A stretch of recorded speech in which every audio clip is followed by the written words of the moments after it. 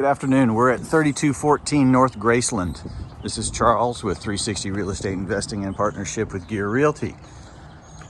There's been a lot of work already done to this house. So as we go inside, you're going to see that it's probably priced appropriately for that. The interior's been redone.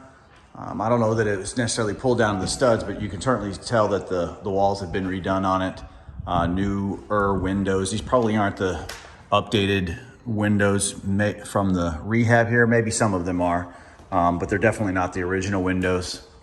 You can see the flooring. They started to put in the flooring here. We'll get some history on that, exactly what's going on. Maybe they have excess flooring somewhere to continue with this, or there's not a whole lot that's been put down. So certainly starting from scratch would be fine as well. Real tall ceilings here, small floor plan, 2-bedroom, 1 bath, as you're gonna see. All right, we'll go up into this front bedroom. Good sized room here, especially for a house of this size. Really tall ceilings. As I've walked through the house, all the subflooring is really stable. There's not really any tilt that I can feel on this. It feels like a lot of the work has been done on the house. Here in the second bedroom, this one probably doesn't have the level of subflooring as the rest of the house. So maybe this was more salvageable, I don't know. Or maybe they were starting to realize they needed to cut down on the budget. Either way, it's a little bit different in here. You can tell the wood the framing of this window needs to be finished out, etc. But again, tall ceilings in here, and this is actually a decent sized room. Open concept, I guess what you want to call it. This was probably closed in some way, so open up here with a beam.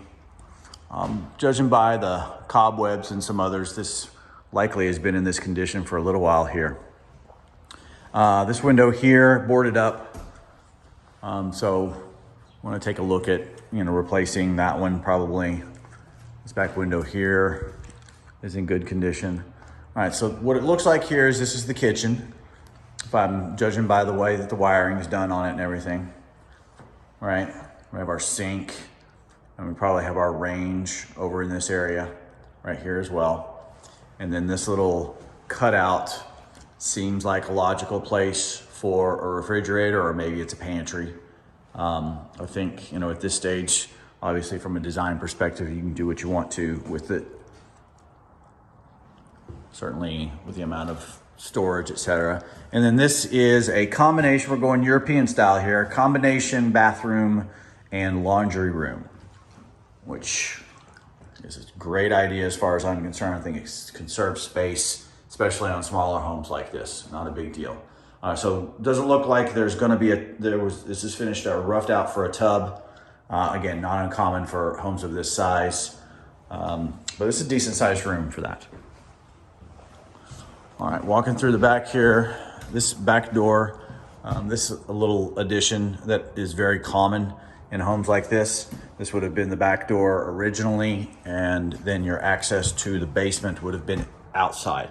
So they build on these extra spaces here to keep the basement access interior wise. So let's go ahead and head on down into the basement. You have nice concrete flooring. That's another clue that this used to be external. All right, take a look at the paneling. Looks like, again, they started working on the panel, they just haven't finished it out.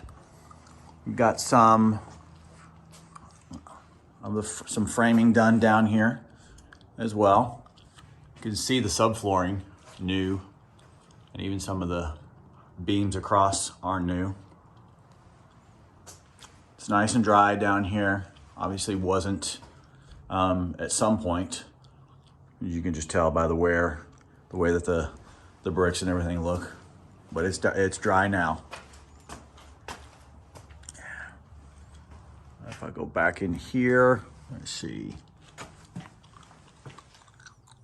So there's no furnace and no water heater installed.